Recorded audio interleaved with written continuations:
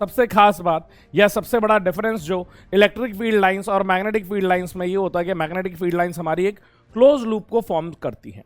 बेटा किसी भी बार मैग्नेट को ऐसे हवा में टांग दोगे तो वो अपने आप को अलाइन कर लेती है अकॉर्डिंग टू ज्योग्राफिकल साउथ और ज्योग्राफिकल नॉर्थ की डायरेक्शन में।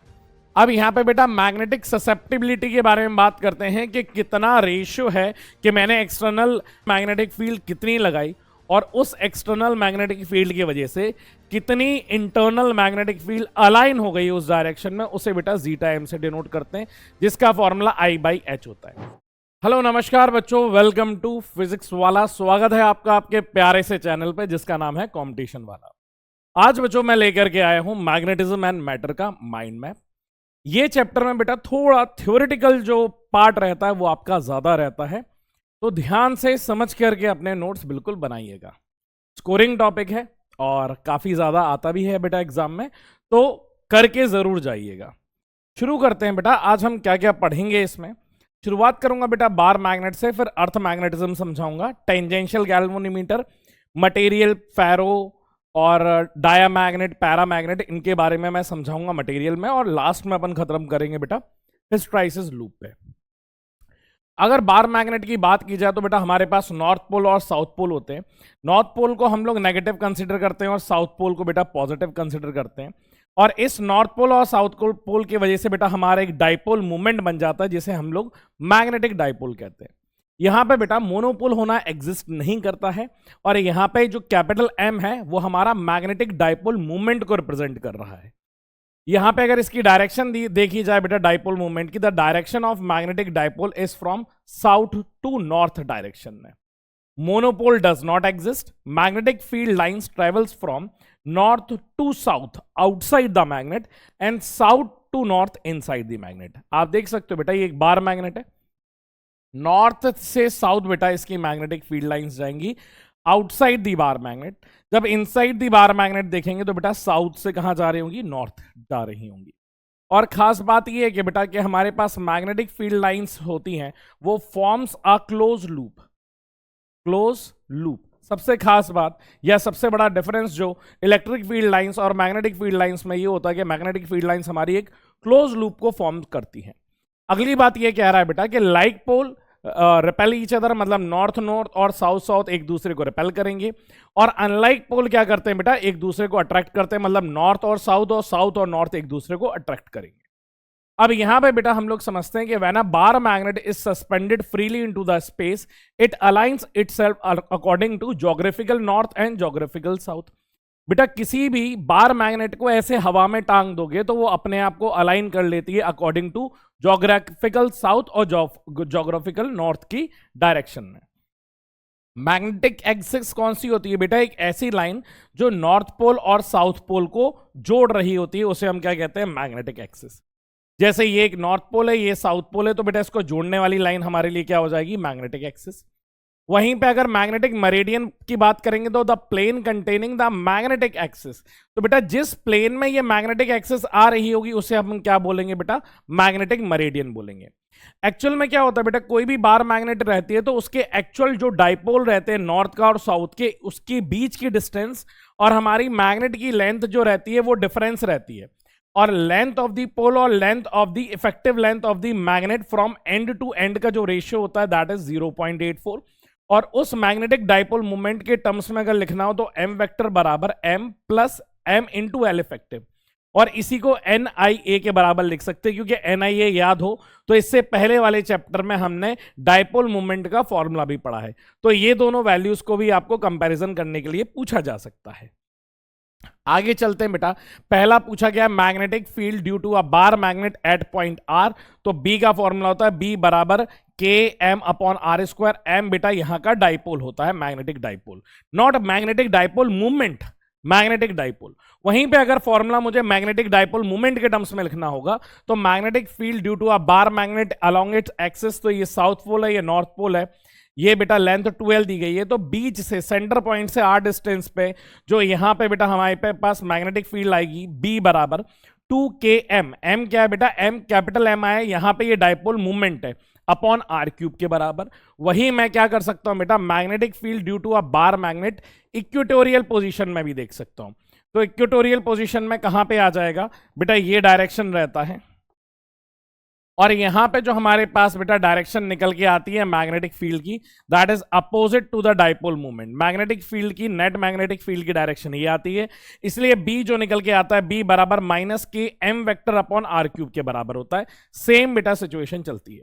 यहीं पे अगर इसका जनरल रिलेशनशिप देखें तो general relationship R comma theta पे बेटा मैग्नेटिक फील्ड का formula 2km upon R cube under root of 3 cos square theta plus 1। बेटा आर कॉमा थीटा वाली सिचुएशन आप समझ रहे हैं ना, जैसे ये आपकी बार मैग्नेट दी गई है और यहां पे कहीं आपसे आर कॉमा थीटा पे पूछा जा रहा है, यहां पे आपसे कभी पूछा जा रहा है ये एंगल क्या दिया गया है थीटा, ये डिस्टेंस आर दी गई, ये पॉइंट पी है, ये नॉर्थ पोल है और ये क्या है बेटा साउथ पोल है। क्लियर है कि नहीं है? या फिर इसको अपोजिट कर लो, साउथ और नॉर्थ कर लो, ये हमारा साउथ हो जाएगा, ये हमारा नॉर्थ हो जाएगा, जिससे कि मैग्नेटिक मूवमेंट एम इधर आ जाएगा और फिर हम इसके क्या कर सकते हैं, कंपोनेंट कर सकते हैं और इनकी वैल्यूज को निकाल सकते हैं। आगे बेटा बात की जाए तो सेम बेटा यही डायपोल अब क्या फील करने वाला है, टॉर्क फील करने वाला है, और अब हम टॉर्क की वैल्यू निकालते हैं। अगर बार magnet is placed in a magnetic field तो बेटा जो टॉर्क एक्सपीरियंस करता है, जैसे डायपोल में या इलेक्ट्रिक डायपोल में बेटा यहां पे फॉर्मूला क्या होता था, P क्रॉस E होता था, यहां पे बेटा M क्रॉस B होता है। क्रॉस प्रोडक्ट यहां पे हटेगा तो इसकी वैल्यू आ जाएगी MB साइन थीटा के बराबर। और यहीं पे बेटा इसी को अगर एनर्जी के टर्म्स में लिखना हो तो U बराबर माइनस MB कॉस थीटा। जब 0 डिग्री होगा तो बेटा यहां पे जो एनर्जी निकल के आती है वो माइनस MB आती है, जो कि क्या होती है, एक स्टेबल पोजीशन होती है। और यहां पे अगर 180 डिग्री आ जाता है तो ये क्या आ जाता है, प्लस MB, जो कि कैसी पोजीशन निकल के आती है, एक अनस्टेबल पोजीशन निकल के आती है। अब इसी के बाद बेटा हम लोग क्या पढ़ते हैं, अर्थ मैग्नेटिज्म के बारे में पढ़ते हैं, जहां पे हमें कुछ एक्सेस जाननी बहुत ज्यादा जरूरी होती है। पहली जो आपकी एक्सेस आती है बेटा वो ज्योमेट्रिकल एक्सेस आती है, that is the straight line passing from geometrical poles. जो हमारे बेटा अर्थ के ज्योमेट्रिकल पोल हैं उससे पास होने वाली एक्सेस को हम लोग ज्योमेट्रिकल एक्सेस कहते हैं।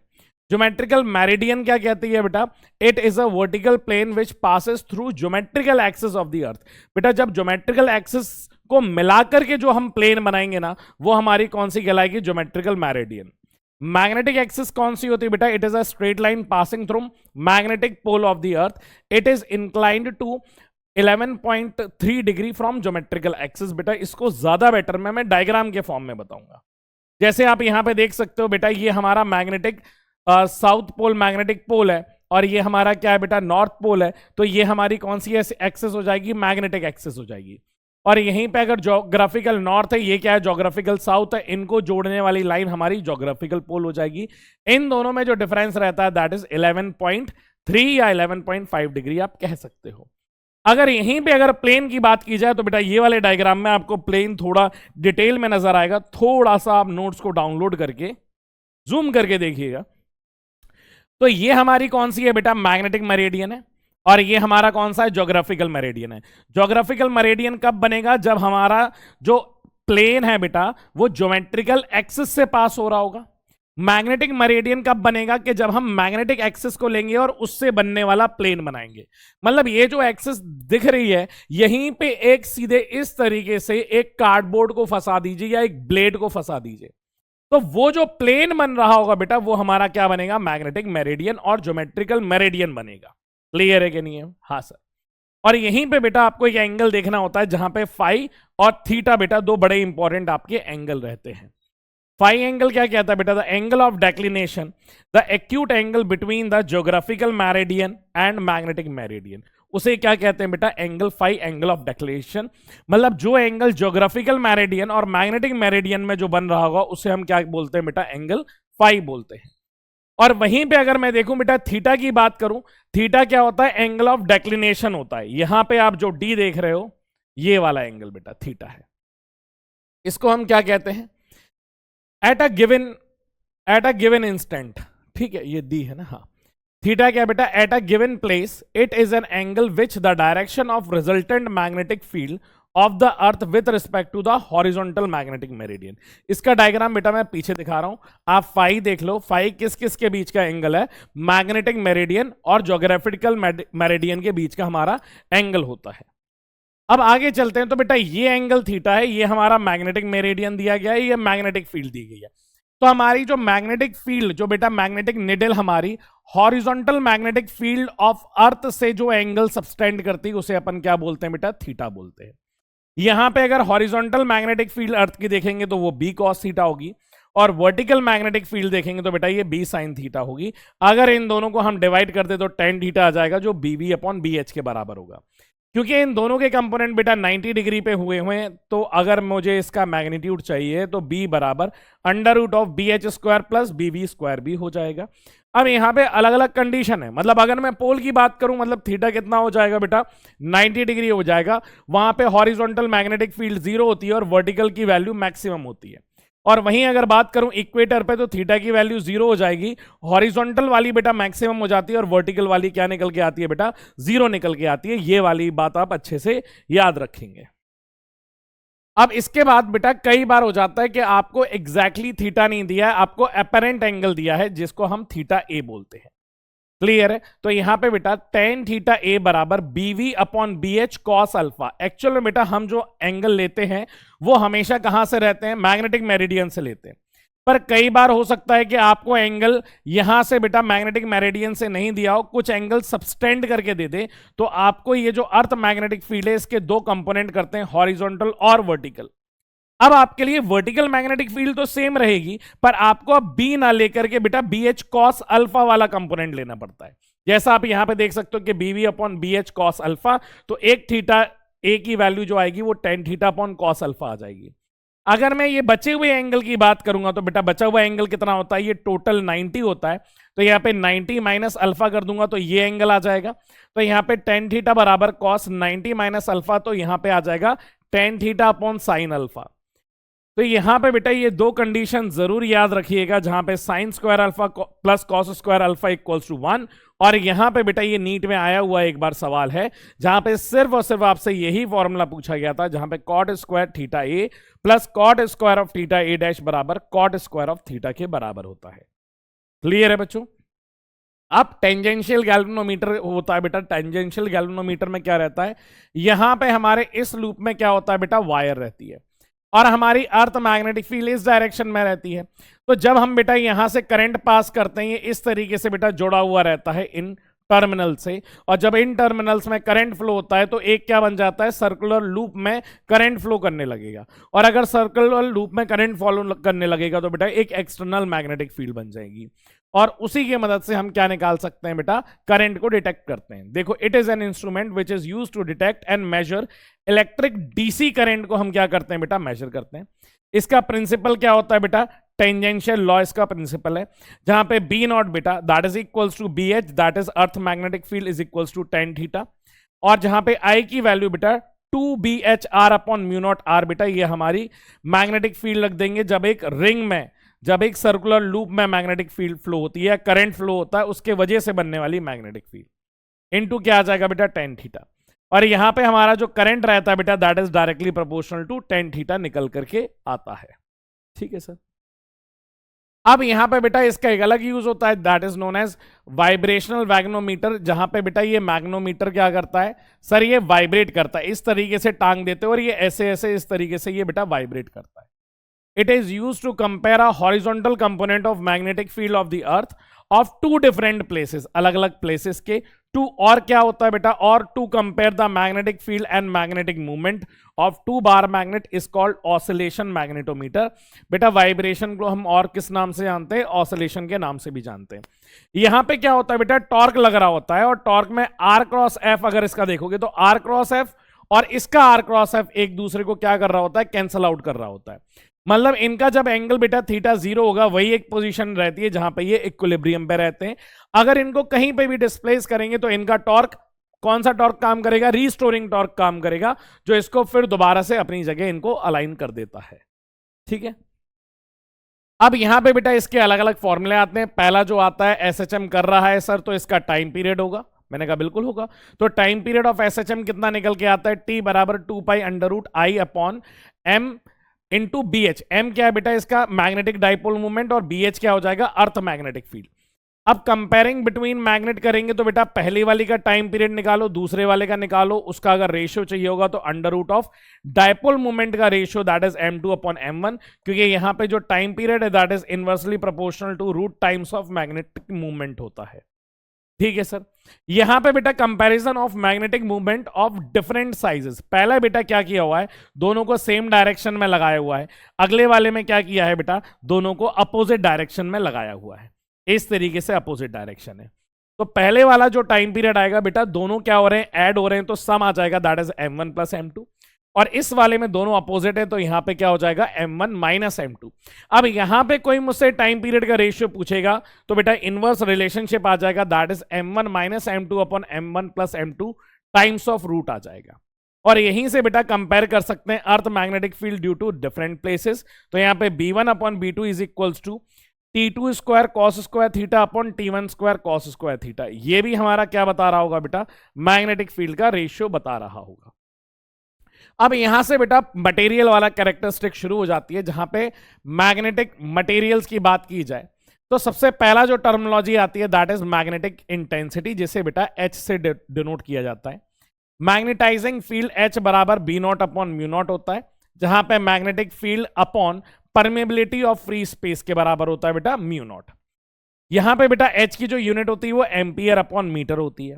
अब यहां पे H बेटा एक्सटर्नल फील्ड की तरह काम करता है और उस एक्सटर्नल मैग्नेटिक फील्ड के वजह से इंटरनल मतलब इंड्यूस्ड मैग्नेटिक फील्ड क्या होगी, अपने डायपोल्स अरेंज हो जाएंगे, जिसको हम I से बोलते हैं। इंटेंसिटी ऑफ मैग्नेटाइजेशन, जहां पे बेटा I का फॉर्मूला m अपॉन v के बराबर होता है। ठीक है सर। अब यहां पे बेटा मैग्नेटिक ससेप्टिबिलिटी के बारे में बात करते हैं कि कितना रेशियो है कि मैंने एक्सटर्नल मैग्नेटिक फील्ड कितनी लगाई और उस एक्सटर्नल मैग्नेटिक फील्ड की वजह से कितनी इंटरनल मैग्नेटिक फील्ड अलाइन हो गई उस डायरेक्शन में, उसे बेटा जीटा एम से डिनोट करते हैं, जिसका फॉर्मूला I/H होता है। कैसी क्वांटिटी है, स्केलर क्वांटिटी है बेटा, इसकी कोई यूनिट नहीं होती है।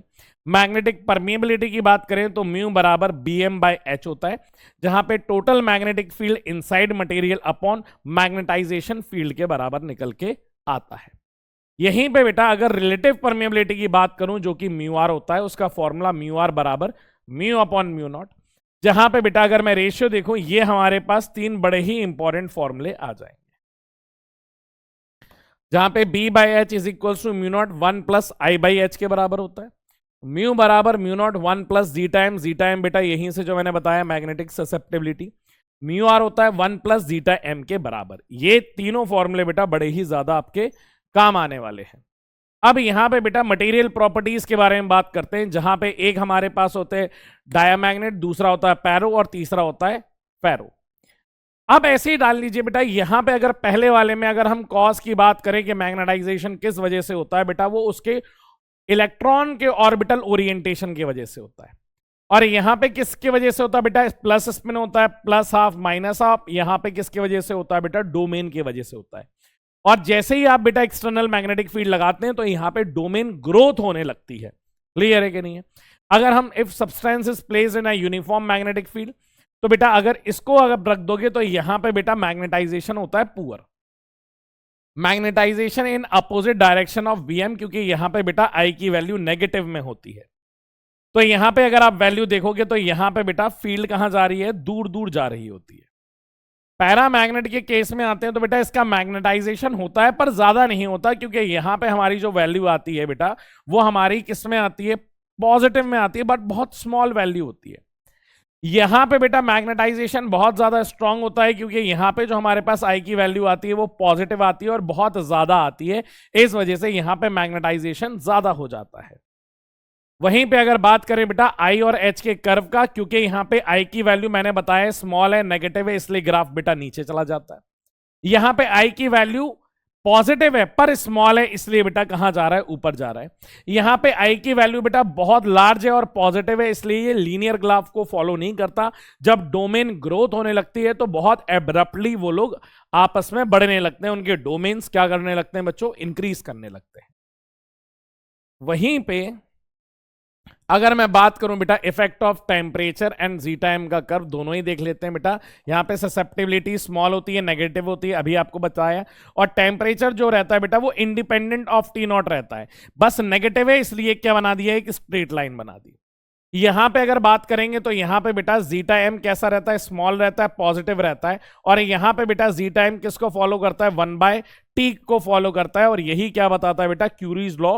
आगे जाकर के फेरोमैग्नेट में आप क्यूरीज टेम्परेचर भी जानेंगे, क्योंकि बेटा इनवर्सली प्रोपोर्शनल ग्राफ है, y is inversely proportional to 1/x का जो ग्राफ होता है बेटा वो इस तरीके का बनता है, इसलिए आपको ग्राफ यहां पे इस तरीके का बन रहा है। जीटा एम यहां पे बेटा बहुत ज्यादा लार्ज होता है, पॉजिटिव होता है, टेम्परेचर डिपेंडेंट होता है। Zeta M is inversely proportional to 1/t minus TC, जहां पे टीसी क्या होता है बेटा, क्यूरीज टेम्परेचर होता है। ये एक ऐसा टेम्परेचर होता है जहां पे फेरोमैग्नेटिक सब्सटेंस पैरामैग्नेटिक सब्सटेंस की तरह बिहेव करते रहे, मतलब उस टेम्परेचर में उसकी मैग्नेटिक प्रॉपर्टी लूज होने लगती है। क्लियर है बच्चों। अगला जो बात की जाए बेटा वो म्यू आर की बात की जाएगी। तो म्यू आर बेटा यहां पे जो रहता है वो 1 से कम रहता है, 0 से बड़ा रहता है। यहां पे वैल्यू बेटा 2 से 1 तक रहती है, मतलब इसमें वैल्यू कैसी आने वाली है बेटा, नेगेटिव। पैरामैग्नेटिक की बात करें तो बेटा 1 से ज्यादा रहता है पर 2 से कम रहता है, और वहां पे म्यू आर की वैल्यू बहुत ज्यादा रहती है। Magnetic movement of single atom की बात करें तो बेटा atoms do not have any permanent magnetic movement. जैसे ही बेटा आप एक्सटर्नल मैग्नेटिक फील्ड हटा दोगे वो वापस उसी शेप एंड साइज में आ जाएंगे, या फिर उनकी मैग्नेटाइजेशन प्रॉपर्टी दोबारा से गायब हो जाएगी। अगर यहां पे बात की जाए तो atoms have permanent magnetic movement which are randomly oriented, that is in the substance external magnetic field. The magnetic movement as a whole is 0। यहां पे आ जरूर आएगा पर किसी का पॉजिटिव किसी के नेगेटिव को कैंसिल आउट कर देगा। मेनली आपके पास यहां पे आ जाता है बेटा फेरोमैग्नेटिक सब्सटेंस में जो डोमेन्स की ग्रोथ होती है वो परमानेंटली हो जाती है। अगली बात की जाए बेटा, जब अगर हम इनको एज अ रॉड बेटा, जैसे डायमैग्नेटिक सब्सटेंस को हम एज अ रॉड अगर टांग देंगे नॉर्थ पोल और साउथ पोल में, तो यहां पे क्या बन जाएगी बेटा, मैग्नेटिक फील्ड बन जाएगी। अब इनकी कैरेक्टरिस्टिक्स देखना चाहते हैं। It becomes perpendicular to the direction of external magnetic field. ये क्या रहेगा बेटा, परपेंडिकुलर रहेगा। यहां पे क्या हो जाएगा बेटा, there is a strong magnetic field between the poles and the rod become parallel to magnetic field. तो मैग्नेटिक फील्ड के ये क्या हो जाएगी बेटा, रॉड या हमारी बार मैग्नेट पैरेलल हो जाएगी। इस केस में भी क्या हो जाती है बेटा, पैरेलली अरेंज हो जाती है। क्लियर है कि नहीं है। अब अगली बात करते हैं बेटा इनके एग्जाम्पल क्या क्या है, और यहां पे magnetic movement of the substance of external magnetic field. अगर डाइपोल मूवमेंट की बात की जाए तो the value m is very less opposite to h। मैंने बताया क्योंकि बेटा आपके पास जो वैल्यू आ रही है बेटा ससेप्टिबिलिटी की वो नेगेटिव आ रही है, इस वजह से इनकी डायरेक्शन क्या हो जाएगी, अपोजिट हो जाएगी। यहां पे अगर m की बात करूं तो लो है पर सेम डायरेक्शन है, क्योंकि यहां पे वैल्यू क्या है, पॉजिटिव है। यहां पे m क्या है बेटा, बहुत ज्यादा हाई है, क्योंकि जीटा m की वैल्यू बहुत ज्यादा हाई हो जाएगी। और पॉजिटिव है तो दोनों के डायरेक्शन भी क्या रहेंगे, एग्जैक्टली सेम रहेंगे। एग्जाम्पल की बात की जाए तो BiCu Ag Pb H2O कई सारे बेटा आप देख सकते हो। याद रखना कुछ K NaCl इसके अंदर आता है। यहां पे बेटा Na K Mg Mn Sn AlO2 ये भी बेटा आप लोग याद रखना। आपको मेनली फेरोमैग्नेटिक सब्सटेंस याद रखने बेटा, जहां पे फेरस ऑक्साइड और एल्निको ये सब क्या है बेटा, अलॉयज के फॉर्म में जो आते हैं, ये आपको याद होना चाहिए। और कुछ करो ना करो आप फेरोमैग्नेटिक सब्सटेंस की जरूर याद रखना कि एग्जाम्पल कौन कौन से, वो बहुत इंपॉर्टेंट है। अगली बात करते हैं बेटा हिस्टराइसिस लूप। यहां पे हमने क्या किया, एक मटेरियल को पहले बेटा मैग्नेटाइज कर रहे हैं और डीमैग्नेटाइज कर रहे हैं। यहां पे H हमारी एक्सटर्नल मैग्नेटिक फील्ड है। 0 से शुरू किया बेटा, जब हमने सेम डायरेक्शन में मैग्नेटिक फील्ड लगाई तो यहां पे बेटा मैग्नेटिक प्रॉपर्टी उसकी इंक्रीज होती गई, डायपोल्स के अरेंजमेंट सेम डायरेक्शन में होने लगे। और ये एक पॉइंट आता है जहां पे सैचुरेशन आ जाता है कि अब जितना उसको मैग्नेटाइज होना था उतना वो हो चुका है, अब इससे ज्यादा वो मैग्नेटाइज नहीं हो सकता है।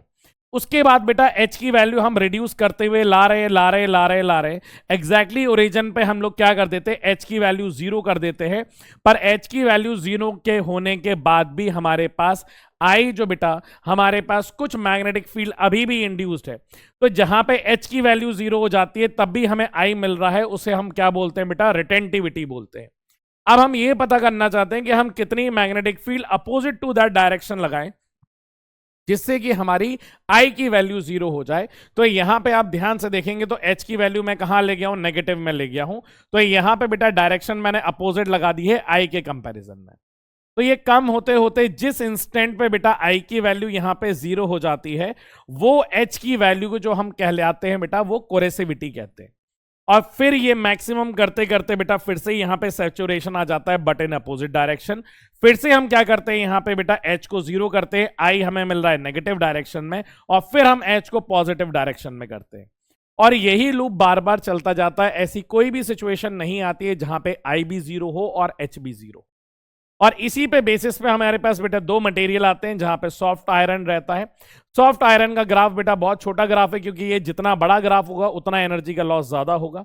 छोटा ग्राफ है तो ये लो रिटेंटिविटी रहता है, लो कोरेसिविटी रहता है, और इसका ग्राफ कैसा रहता है बेटा, छोटू सा रहता है। हम इस्तेमाल कहां करते हैं ये आपको पता होना चाहिए, ट्रांसफार्मर में।